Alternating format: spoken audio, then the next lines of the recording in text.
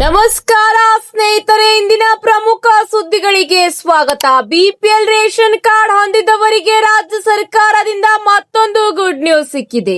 ಗೃಹಲಕ್ಷ್ಮಿ ಯೋಜನೆಯ 2,000 ರೂಪಾಯಿ ಹಣ ವರ್ಗಾವಣೆಯ ಬಗ್ಗೆ ಹೊಸ ಅಪ್ಡೇಟ್ ಹೊರಬಿದ್ದಿದ್ದು, ಎಲ್ಪಿಜಿ ಗ್ಯಾಸ್ ಸಬ್ಸಿಡಿ ಕುರಿತು ಮಹತ್ವದ ಮಾಹಿತಿ ಪ್ರಕಟವಾಗಿದೆ. ಇದೇ ವೇಳೆ ಇಂದಿನ ಚಿನ್ನ ಮತ್ತು ಬೆಳ್ಳಿ ಬೆಲೆಯಲ್ಲಿ ಮತ್ತೆ ದೊಡ್ಡ ಬದಲಾವಣೆ ಕಂಡು ಬಂದಿದೆ. ಹಾಗಾದರೆ ಇಂದಿನ ಎಲ್ಲಾ ಪ್ರಮುಖ ಅಪ್ಡೇಟ್ಗಳು ಏನು, ಯಾರಿಗೆ ಲಾಭ ಸಿಗಲಿದೆ ಎಂಬ ಸಂಪೂರ್ಣವಾದ ಮಾಹಿತಿಯನ್ನು ನೋಡೋಣ. ಈ ಒಂದು ಮಾಹಿತಿನ ಕೊನೆವರೆಗೂ ನೋಡಿ. ಮಾಹಿತಿ ಇಷ್ಟವಾದಲ್ಲಿ ಲೈಕ್ ಮತ್ತು ಶೇರ್ ಮಾಡುವುದನ್ನು ಕೂಡ ಮರೆಯಬೇಡಿ. ಹಾಗಾದ್ರೆ ಬನ್ನಿ ವೀಕ್ಷಕರೇ, ಮೊದಲನೆಯ ಒಂದು ಅಪ್ಡೇಟ್ ಏನೆಂದು ನೋಡೋಣ. ಗೃಹಲಕ್ಷ್ಮಿ ಯೋಜನೆಯ ಅಡಿಯಲ್ಲಿ ರಾಜ್ಯಾದ್ಯಂತ ಎಲ್ಲಾ ಫಲಾನುಭವಿಗಳಿಗೆ ಈಗ ಮತ್ತೊಂದು ಅಪ್ಡೇಟ್ ಬಂದಿದೆ. ಹೌದು, ಸೌಲಭ್ಯ ಪಡೆಯುತ್ತಿರುವ ಫಲಾನುಭವಿಗಳು ಮರು ಅರ್ಜಿ ಅಥವಾ ಮರು ನೋಂದಣಿ ಮಾಡಿಸಲು ಅವಶ್ಯಕತೆ ಇಲ್ಲ. ಅಧಿಕಾರಿಗಳು ನಿಮ್ಮ ಮನೆ ಬಾಗಿಲಿಗೆ ಬಂದು ಎಲ್ಲಾ ಪರೀಕ್ಷೆಗಳು ಮಾಡಲಿದ್ದಾರೆ. ಹೌದು, ಈ ಕುರಿತು ಮಹಿಳಾ ಮತ್ತು ಮಕ್ಕಳ ಅಭಿವೃದ್ಧಿ ಇಲಾಖೆಯ ಉಪನಿರ್ದೇಶಕರು ಅಧಿಕೃತ ಸ್ಪಷ್ಟನೆ ನೀಡಿದ್ದಾರೆ. ಹೌದು ವೀಕ್ಷಕರೇ, ಗೃಹಲಕ್ಷ್ಮಿ ಯೋಜನೆಯ ಅಡಿಯಲ್ಲಿ ಕೆಲವು ಅಧಿಕಾರಿಗಳು ನಿಮ್ಮ ಮನೆಗೆ ಭೇಟಿ ನೀಡಿ ಅಗತ್ಯದ ದಾಖಲಾತಿ ಮತ್ತು ಮಾಹಿತಿಯನ್ನು ಪಡೆದು ನೀವು ಅರ್ಹರ ಅಥವಾ ಅನರ್ಹರೆಂದು ಗುರುತಿಸುತ್ತಾರೆ. ಈ ಕುರಿತು ಡಿಕೆ ಶಿವಕುಮಾರ್ ಅವರು ಕೂಡ ಸ್ಪಷ್ಟಪಡಿಸಿದ್ದಾರೆ. ಗೃಹಲಕ್ಷ್ಮಿ ಯೋಜನೆಯ ಮರು ನೋಂದಣಿ ಅಥವಾ ಕೆವೈಸಿ ಪ್ರಕ್ರಿಯೆಗೆ ಸಂಬಂಧಿಸಿದಂತೆ ಬೆಂಗಳೂರಿನ ಪ್ರಧಾನ ಕಚೇರಿಯಿಂದ ಇದುವರೆಗೆ ಯಾವುದೇ ಅಧಿಕೃತ ಆದೇಶವಾಗಲಿ ಅಥವಾ ಹೊಸ ಮಾರ್ಗಸೂಚಿಯಾಗಲಿ ಹೊರಬಿದ್ದಿಲ್ಲ. ಹೀಗಾಗಿ ಸಾರ್ವಜನಿಕರು ಆತಂಕ ಪಡುವ ಅಗತ್ಯವಿಲ್ಲ ಎಂದು ಸ್ಪಷ್ಟಿಸಿದ್ದಾರೆ. ಸರ್ಕಾರದಿಂದ ಮುಂದಿನ ಆದೇಶ ಬರುವವರೆಗೆ ಸದ್ಯದ ಫಲಾನುಭವಿಗಳಿಗೆ ಹೊಸದಾಗಿ ಅರ್ಜಿ ಸಲ್ಲಿಸಲು ಯಾವುದೇ ಅವಕಾಶವಿರುವುದಿಲ್ಲ. ಸಾರ್ವಜನಿಕರು ಸೈಬರ್ ಕೇಂದ್ರಗಳಿಗೆ ಅಥವಾ ಇಲಾಖಾ ಕಚೇರಿಗಳಿಗೆ ಅನಗತ್ಯವಾಗಿ ಭೇಟಿ ನೀಡಿ ಸಮಯ ಮತ್ತು ಹಣ ವ್ಯತೆ ಮಾಡಿಕೊಳ್ಳಬಾರದು. ಒಂದು ವೇಳೆ ಭವಿಷ್ಯದಲ್ಲಿ ಯಾವುದೇ ಬದಲಾವಣೆ ತರಲಿದ್ದರೂ ಅದನ್ನು ಸರ್ಕಾರದ ವತಿಯಿಂದ ಅಧಿಕೃತ ಪತ್ರಿಕಾ ಪ್ರಕಟಣೆಯ ಮೂಲಕವೇ ಜನರಿಗೆ ತಿಳಿಸಲಾಗುವುದು ಎಂದು ಅಧಿಕಾರಿಗಳು ಪ್ರಕಟಣೆಯ ಮೂಲಕ ತಿಳಿಸಿದ್ದಾರೆ.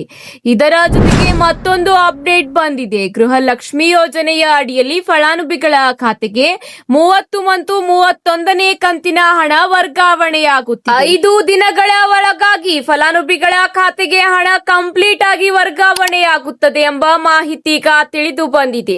ಹೌದು ಸ್ನೇಹಿತರೆ, ಗೃಹಲಕ್ಷ್ಮಿ ಯೋಜನೆಯ ಅಡಿಯಲ್ಲಿ 31ನೇ ಕಂತಿನ ಹಣ ಮತ್ತು 30ನೇ ಕಂತಿನ ಹಣ ಕಂಪ್ಲೀಟ್ ಆಗಿ ಎಲ್ಲಾ ಮಹಿಳಾ ಫಲಾನುಭವಿಗಳ ಖಾತೆಗೆ ವರ್ಗಾವಣೆಯಾಗಲಿದೆ ಎಂಬ ಮಾಹಿತಿ ತಿಳಿದು ಬಂದಿದೆ. ಇದರ ಜೊತೆಗೆ ಮುಂದಿನ ಒಂದು ಅಪ್ಡೇಟ್ ಏನೆಂದು ನೋಡೋಣ ಬನ್ನಿ ವೀಕ್ಷಕರೇ.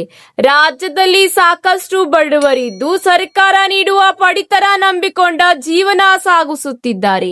ಇನ್ನೊಂದು ಕಡೆ ಶ್ರೀಮಂತರಾಗಿದ್ದರೂ ಸಹ ಬಿಪಿಎಲ್ ಕಾರ್ಡ್ ಹೊಂದಿದ್ದು ಸರ್ಕಾರ ನೀಡಿರುವ ಅಕ್ಕಿ ಮತ್ತು ಇನ್ನಿತರೆ ಪಡಿತರವನ್ನು ಬೇರೆಯವರಿಗೆ ಮಾರುವವರು ಸಹ ಇದ್ದಾರೆ.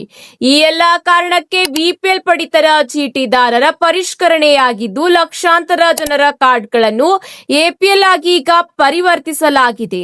ಹೌದು, ರಾಜ್ಯದಲ್ಲಿ ಅನ್ನಭಾಗ್ಯ ಯೋಜನೆಯ ಮೂಲಕ ಸಾಕಷ್ಟು ಬಡವರು ಯಾವುದೇ ಸಮಸ್ಯೆ ಇಲ್ಲದೆ ಬದುಕುವಂತೆ ಆಗಿದೆ. ಈ ನಡುವೆ ಅವರಿಗೆ ಅನುಕೂಲ ಆಗುವ ಹಾಗೆ ಇಂದಿರಾ ಕಿಟ್ ಯೋಜನೆಯನ್ನು ಜಾರಿ ಮಾಡಲಾಗುತ್ತಿದೆ. ಯೋಜನೆ ಘೋಷಣೆಯಾಗಿ ಹಲವಾರು ತಿಂಗಳು ಕಳೆದರೂ ಸಹ ಆ ಕಿಟ್ ಮಾತ್ರ ಇನ್ನೂ ಬಡವರ ಮನೆಗೆ ಸೇರಿಲ್ಲ. ಆದರೆ ಈಗ ಮುಂದಿನ ತಿಂಗಳಿಂದಲೇ ಇಂದಿರಾ ಕಿಟ್ ನೀಡಲಾಗುತ್ತದೆ ಎಂದು ಆಹಾರ ಮತ್ತು ನಾಗರಿಕ ಸರಬರಾಜು ಇಲಾಖೆ ತಿಳಿಸಿದೆ. ಈ ಬಗ್ಗೆ ಮಾಹಿತಿ ನೀಡಿರುವ ಅವರು, ಇಂದಿರಾ ಕಿಟ್ ನೀಡುವ ಬಗ್ಗೆ ಸಚಿವ ಸಂಪುಟ ಸಭೆಯಲ್ಲಿ ತೀರ್ಮಾನ ಮಾಡಿ ಟೆಂಡರ್ ಕರೆಯಲಾಗಿದೆ. ಬಹುತೇಕ ಮುಂದಿನ ತಿಂಗಳಿಂದಲೇ ಕಿಟ್ ಬಡವರ ಮನೆ ಮೆಟ್ಟಿಲು ಏರಲಿದೆ. ಸುಮಾರು 6,000 ಕೋಟಿ ರೂಪಾಯಿಗಳ ಟೆಂಡರ್ ಇದಾಗಿದ್ದು ಇದಕ್ಕೆ ಹೆಚ್ಚಿನ ಜನರು ಭಾಗವಹಿಸಬೇಕನ್ನುವುದು ನಮ್ಮ ಉದ್ದೇಶವಾಗಿದೆ. ಇದರಲ್ಲಿ ಅರ್ಹ ಬಿಡಿದಾರರಿಗೆ ಟೆಂಡರ್ ಕೊಡುತ್ತೇವೆ ಎಂದು ಇಲಾಖೆ ತಿಳಿಸಿದೆ. ಹೌದು ವೀಕ್ಷಕರೇ, ಏನಿದೆ ಈ ಒಂದು ಇಂದಿರಾ ಕಿಟ್ ನಲ್ಲಿ? ಹೌದು, ಇದರಲ್ಲಿ ತೊಗರೆ ಬೇಳೆ, ಸೂರ್ಯಕಾಂತಿ ಎಣ್ಣೆ, ಸಕ್ಕರೆ ಮತ್ತು ಉಪ್ಪು ಇರಲಿದ್ದು ಇದರಿಂದ ಬಡವರಿಗೆ ಭಾರಿ ಅನುಕೂಲ ಆಗಲಿದೆ. ಅದಲ್ಲದೆ ಹಣ ಸಹ ಉಳಿತಾಯವಾಗುತ್ತದೆ. ಹೌದು ವೀಕ್ಷಕರೇ, ಇದೇ ಅಷ್ಟೆಲ್ಲ, ಇಂದಿರಾ ಕಿಟ್ ವಿತರಣೆಗಾಗಿ ರಾಜ್ಯದ 31 ಜಿಲ್ಲೆಗಳನ್ನು 5 ವಿಭಾಗವಾಗಿ ವಿಂಗಡಣೆ ಮಾಡಲಾಗಿದೆ. ಪ್ರತಿ ವಿಭಾಗಕ್ಕೂ ಒಂದೊಂದು ಬಣ್ಣವನ್ನು ನೀಡಲಾಗಿದೆ. ಅಂದರೆ ಶಿವಮೊಗ್ಗ, ಚಿತ್ರದುರ್ಗ, ಚಿಕ್ಕಮಗಳೂರು, ದಾವಣಗೆರೆ, ಗದಗ, ಹಾವೇರಿ ಮತ್ತು ಧಾರವಾಡಕ್ಕೆ ವಿಭಾಗ 1 ನೇರಳೆ ಬಣ್ಣದ ಬ್ಯಾಗ್. ಹೌದು, ಇದೇ ಅಷ್ಟೇ ಅಲ್ಲ, ಮೈಸೂರು, ಚಾಮರಾಜನಗರ, ಕೊಡಗು, ಉಡುಪಿ, ಮಂಡ್ಯ, ಹಾಸನ, ದಕ್ಷಿಣ ಕನ್ನಡ ಜಿಲ್ಲೆಗಳಿಗೆ ನೀಲಿ ಬಣ್ಣದ ಬ್ಯಾಗ್. ಬೆಳಗಾವಿ, ವಿಜಯಪುರ, ಬಾಗಲಕೋಟೆ, ಉತ್ತರ ಕನ್ನಡಕ್ಕೆ ಹಳದಿ ಬ್ಯಾಗ್ ನೀಡಲಾಗುತ್ತದೆ. ಕಲಬುರಗಿ, ಬೀದರ, ರಾಯಚೂರು, ಕೊಪ್ಪಳ, ಬಳ್ಳಾರಿ, ಯಾದಗಿರಿ ಮತ್ತು ವಿಜಯನಗರ ಕಾರ್ಡ್ದಾರರಿಗೆ ಬಿಳಿ ಬಣ್ಣದ ಬ್ಯಾಗ್ ಹಾಗೂ ಬೆಂಗಳೂರು ನಗರ ಮತ್ತು ಬೆಂಗಳೂರು ಗ್ರಾಮಾಂತರ, ಬೆಂಗಳೂರು ದಕ್ಷಿಣ, ಚಿಕ್ಕಬಳ್ಳಾಪುರ, ಕೋಲಾರ ಮತ್ತು ತುಮಕೂರಿಗೆ ತಿಳಿ ನೀಲಿ ಬಣ್ಣದ ಬ್ಯಾಗ್ ವಿತರಣೆ ಮಾಡಲಾಗುತ್ತದೆ ಎಂದು ಆಹಾರ ಇಲಾಖೆ ತಿಳಿಸಿದೆ.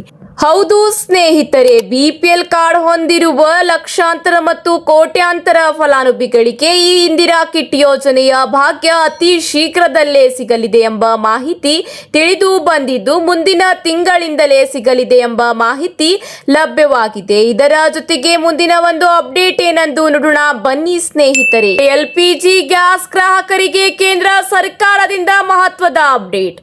ಅಡುಗೆ ಅನಿಲ ಸಬ್ಸಿಡಿ ಪಡೆಯುತ್ತಿರುವ ಲಕ್ಷಾಂತರ ಗ್ರಾಹಕರಿಗೆ ಕೇಂದ್ರ ಸರ್ಕಾರ ಮಹತ್ವದ ಸೂಚನೆ ನೀಡಿದೆ. ಇಂಡಿಯನ್, ಭಾರತ್ ಗ್ಯಾಸ್ ಮತ್ತು HP ಗ್ಯಾಸ್ ಗ್ರಾಹಕರು ತಮ್ಮ ಈ KYC ಪ್ರಕ್ರಿಯೆಯನ್ನು ಶೀಘ್ರವಾಗಿ ಪೂರ್ಣಗೊಳಿಸಬೇಕೆಂದು ತಿಳಿಸಲಾಗಿದೆ. ಗಡುವಿನ ಒಳಗೆ ಈ ಪ್ರಕ್ರಿಯೆ ಪೂರ್ಣಗೊಳಿಸದಿದ್ದರೆ ಗ್ರಾಹಕರಿಗೆ ಸಬ್ಸಿಡಿ ಸೌಲಭ್ಯದಿಂದ ವ್ಯತ್ಯಯ ಉಂಟಾಗುವ ಸಾಧ್ಯತೆ ಇದೆ ಎಂದು ಕೇಂದ್ರ ಸರ್ಕಾರವು ಈಗ ಎಚ್ಚರಿಕೆ ನೀಡಿದೆ. ವಿಶೇಷವಾಗಿ ಉಜ್ವಲ ಯೋಜನೆಯ ಫಲಾನುಭವಿಗಳು ಹಾಗೂ ಸಬ್ಸಿಡಿ ಪಡೆಯುತ್ತಿರುವ ಸಾಮಾನ್ಯ LPG ಗ್ರಾಹಕರು ಈ ಸೂಚನೆಯನ್ನು ಗಂಭೀರವಾಗಿ ಪರಿಗಣಿಸಬೇಕಾಗುತ್ತದೆ. ಸರ್ಕಾರದ ದಾಖಲೆಗಳಲ್ಲಿ ಸರಿಯಾದ ಮಾಹಿತಿಯನ್ನು ಖಚಿತಪಡಿಸಿಕೊಳ್ಳಲು ಮತ್ತು ಸಬ್ಸಿಡಿ ದುರುಪಯೋಗವನ್ನು ತಡೆಯಲು ಆಧಾರ್ ಆಧಾರಿತ ದೃಢೀಕರಣಕ್ಕೆ ಹೆಚ್ಚಿನ ಒತ್ತು ನೀಡಲಾಗುತ್ತಿದೆ. ಇತ್ತೀಚೆಗೆ ತೈಲ ಮಾರುಕಟ್ಟೆಯಲ್ಲಿ ಉಂಟಾಗಿರುವ ಅನಿಶ್ಚಿತತೆ ಮತ್ತು LPG ಸರಬರಾಜು ವ್ಯವಸ್ಥೆಯನ್ನು ಸುಗಮಗೊಳಿಸುವ ಉದ್ದೇಶದಿಂದ ಈ ಕ್ರಮವನ್ನು ಜಾರಿ ತರಲಾಗಿದೆ ಎಂದು ಅಧಿಕಾರಿಗಳು ತಿಳಿಸಿದ್ದಾರೆ. ಸಬ್ಸಿಡಿ ನಿಜವಾದ ಅರ್ಹರಿಗೆ ಮಾತ್ರ ತಲುಪಿಸುವಂತೆ ಮಾಡಲು ಬಯೋಮೆಟ್ರಿಕ್ ಮತ್ತು ಆಧಾರ್ ಪರಿಶೀಲನೆಯನ್ನು ಕಡ್ಡಾಯಗೊಳಿಸಲಾಗಿದೆ. ಈ KYC ಪ್ರಕ್ರಿಯೆಯನ್ನು ಮನೆಯಲ್ಲೇ ಕುಳಿತು ಮೊಬೈಲ್ ಮೂಲಕ ಪೂರ್ಣಗೊಳಿಸಬಹುದಾಗಿದೆ. ಇಂಡಿಯನ್ ಗ್ರಾಹಕರು ಅಧಿಕೃತ ಮೊಬೈಲ್ ಆಪ್ ಮೂಲಕ, ಭಾರತ್ ಗ್ಯಾಸ್ ಬಳಕೆದಾರರು ಸಂಬಂಧಿಸಿದ ಸೇವಾ ಆಪ್ ಮೂಲಕ ಮತ್ತು HP ಗ್ಯಾಸ್ ಗ್ರಾಹಕರು ತಮ್ಮ ಅಧಿಕೃತ ಡಿಜಿಟಲ್ ವೇದಿಕೆಗಳ ಮೂಲಕ ಅರ್ಜಿ ಸಲ್ಲಿಸಬಹುದು. ಆಧಾರ್ಗೆ ಲಿಂಕ್ ಆಗಿರುವ ಮೊಬೈಲ್ ಸಂಖ್ಯೆಗೆ ಬರುವ OTP ಮತ್ತು ಮುಖ ಗುರುತಿನ ದೃಢೀಕರಣದ ಮೂಲಕ ಪ್ರಕ್ರಿಯೆಯನ್ನು ಪೂರ್ಣಗೊಳಿಸಲಾಗುತ್ತದೆ. ಈಗಾಗಲೇ KYC ಪೂರ್ಣಗೊಳಿಸಿರುವ ಗ್ರಾಹಕರು ಮತ್ತೆ ಅರ್ಜಿ ಸಲ್ಲಿಸುವ ಅಗತ್ಯವಿಲ್ಲ. ಆದರೆ ಗ್ಯಾಸ್ ಸಂಪರ್ಕ ಪಡೆದ ನಂತರ ಇಂದಿನವರೆಗೆ ಬಯೋಮೆಟ್ರಿಕ್ ನವೀಕರಣ ಮಾಡದವರು ತಮ್ಮ ಸಮೀಪದ ಗ್ಯಾಸ್ ಏಜೆನ್ಸಿಯನ್ನು ಸಂಪರ್ಕಿಸಿ ಉಚಿತವಾಗಿ ಈ ಪ್ರಕ್ರಿಯೆಯನ್ನು ಮುಗಿಸಬೇಕೆಂದು ತಿಳಿಸಲಾಗಿದೆ. ಇದೇ ಅಷ್ಟೇ ಅಲ್ಲ, ಗ್ರಾಹಕರು ಕೊನೆಯ ಕ್ಷಣದವರೆಗೆ ಕಾಯದೆ ಸಾಧ್ಯವಾದಷ್ಟು ಬೇಗ ಈ KYC ಪೂರ್ಣಗೊಳಿಸಬೇಕಾಗಿದೆ. ಇದೇ ಜೂನ್ 30ರ ಒಳಗಾಗಿ ಈ ಒಂದು ಪ್ರಕ್ರಿಯೆಯನ್ನು ಮುಗಿಸುವಂತೆ ಕೇಂದ್ರ ಸರ್ಕಾರ ಸ್ಪಷ್ಟಿಸಿದೆ. ಇದೀಗ ಆಭರಣ ಪ್ರಿಯರಿಗೆ ಒಂದು ಮುಖ್ಯವಾದ ಮಾಹಿತಿ ಬಂದಿದೆ. ಬಂಗಾರ, ಬೆಳ್ಳಿ ದರದಲ್ಲಿ ಏರಿಳಿತ ಆಗುತ್ತಲೇ ಇರುತ್ತದೆ. ಹಾಗಾದ್ರೆ ಇಂದು ಬೆಳ್ಳಿ ಮತ್ತು ಚಿನ್ನದ ಸಂಪೂರ್ಣವಾದ ಮಾಹಿತಿ ನೋಡೋಣ ಬನ್ನಿ ವೀಕ್ಷಕರೇ. ಇಂದು ಬೆಂಗಳೂರಿನಲ್ಲಿ 10 ಗ್ರಾಂ 22 ಕ್ಯಾರೆಟ್ ಚಿನ್ನದ ದರ 1,33,900 ರೂಪಾಯಿ ದಾಖಲಾತಿಯಾಗಿದ್ದರೆ 24 ಕ್ಯಾರೆಟ್ ಚಿನ್ನದ ದರ 10 ಗ್ರಾಂಗೆ 1,46,080 ರೂಪಾಯಿ ದಾಖಲಾತಿಯಾಗಿದೆ. ವಿವಿಧ ನಗರಗಳಲ್ಲಿ ಬಂಗಾರದ ದರ 22 ಕ್ಯಾರೆಟ್ಗೆ ಎಷ್ಟಿದೆ ಎಂದು ನೋಡೋಣ ಬನ್ನಿ ಸ್ನೇಹಿತರೆ. ಬೆಂಗಳೂರಿನಲ್ಲಿ 1,33,900 ರೂಪಾಯಿ ಇದ್ದರೆ ಚೆನ್ನೈನಲ್ಲಿ 1,36,000 ರೂಪಾಯಿ ಆಗಿದೆ. ಮುಂಬೈನಲ್ಲಿ 1,33,900 ರೂಪಾಯಿ ದಾಖಲಾತಿಯಾಗಿದೆ. ನವದೆಹಲಿಯಲ್ಲಿ 1,34,050 ರೂಪಾಯಿ ದಾಖಲಾತಿಯಾಗಿದ್ದು, ಇದೇ ರೀತಿ ದೇಶದ ಪ್ರಮುಖ ನಗರಗಳಲ್ಲಿ ಬೆಳ್ಳಿ ದರ 1 ಕೆಜಿಗೆ ಎಷ್ಟಿದೆ ಎಂದು ನೋಡೋಣ ಬನ್ನಿ ಸ್ನೇಹಿತರೆ. ಬೆಂಗಳೂರಿನಲ್ಲಿ 1 ಕೆಜಿ ಬೆಳ್ಳಿ ದರ 2,50,000 ರೂಪಾಯಿ ದಾಖಲಾತಿಯಾಗಿದ್ದರೆ, ಚೆನ್ನೈ ಮತ್ತು ಹೈದರಾಬಾದ್ನಲ್ಲಿ 2,55,000 ರೂಪಾಯಿ ಆಗಿದೆ. ಇದೇ ಅಷ್ಟೇ ಅಲ್ಲ, ಮುಂಬೈ, ಕೋಲ್ಕತ್ತಾ, ನವದೆಹಲಿಯಲ್ಲಿ 2,50,000 ರೂಪಾಯಿಯಿಂದ ದಾಖಲಾತಿಯಾಗಿದೆ. ಆಭರಣಗಳ ದರ ಹೆಚ್ಚಾದರೂ ಸಹ ಕೊಳ್ಳುವವರ ಸಂಖ್ಯೆ ಮಾತ್ರ ಕಡಿಮೆಯಾಗುತ್ತಿಲ್ಲ. ಇವತ್ತಿಗೆ ಇಷ್ಟೇ ವೀಕ್ಷಕರೇ, ಮತ್ತೆ ಸಿಗೋಣ ಹೊಸ ಅಪ್ಡೇಟ್ ಜೊತೆಗೆ. ಈ ಒಂದು ಮಾಹಿತಿ ನಿಮಗೆ ಇಷ್ಟವಾದಲ್ಲಿ ಲೈಕ್ ಮಾಡಿ ಹಾಗೂ ನಿಮ್ಮ ಎಲ್ಲಾ ಸ್ನೇಹಿತರ ಜೊತೆಗೆ ಈ ಒಂದು ಮಾಹಿತಿನ ಶೇರ್ ಮಾಡಿಕೊಳ್ಳಿ. ಮತ್ತೆ ಸಿಗೋಣ ಮುಂದಿನ ಒಂದು ಅಪ್ಡೇಟ್ ಜೊತೆಗೆ. ಧನ್ಯವಾದಗಳು.